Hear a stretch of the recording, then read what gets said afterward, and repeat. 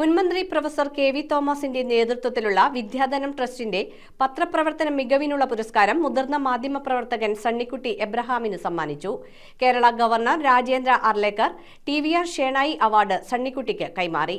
കൊച്ചിയിൽ നടന്ന ചടങ്ങിൽ മാധ്യമ വിദ്യാഭ്യാസ രംഗത്തെ പ്രമുഖർ പങ്കെടുത്തു. മുൻമന്ത്രി കെ.വി. തോമസിന്റെ നേതൃത്വത്തിലുള്ള വിദ്യാധനം ട്രസ്റ്റിന്റെ പത്രപ്രവർത്തന മികവിനുള്ള പുരസ്കാരമാണ് മുതിർന്ന മാധ്യമപ്രവർത്തകൻ സണ്ണിക്കുട്ടി എബ്രഹാമിന് സമ്മാനിച്ചത്. കൊച്ചിയിൽ നടന്ന ചടങ്ങിൽ ഗവർണർ രാജേന്ദ്ര അർലേക്കർ പുരസ്കാരം കൈമാറി. ഇന്നത്തെ കാലത്ത് യുവാക്കൾക്ക് മുന്നിൽ മാധ്യമങ്ങൾ കാഴ്ചപ്പാടുകൾ മാത്രമാണ് നൽകുന്നതെന്നും മാധ്യമങ്ങളുടെ കാഴ്ചപ്പാടുകൾ നിറയ്ക്കേണ്ട സ്ഥലമല്ല വാർത്തകളെന്നും വസ്തുതകളാണ് വേണ്ടതെന്നും അദ്ദേഹം പറഞ്ഞു. Only that person can deliver such things, and that is what Sunny Kuti ji has already done to us. So he must be congratulated. I congratulate him for having got this particular award and for having served his society throughout his life. Father Varghese Puthussery അധ്യക്ഷത വഹിച്ചു. ചടങ്ങിൽ K V. Thomas, Jose Panachippuram, Babu Joseph, doctor Franklin John എന്നിവർ സംസാരിച്ചു.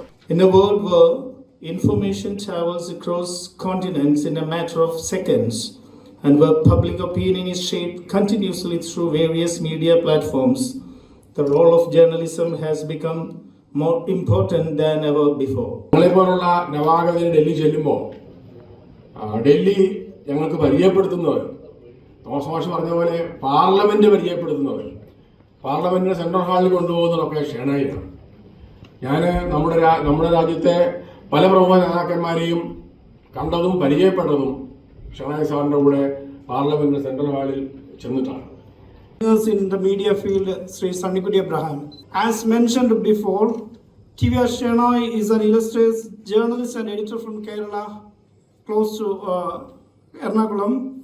He was honored with the Padma Bhushan in 2003. Leading journalist in the country, Mr. T.V.R. Shenoy.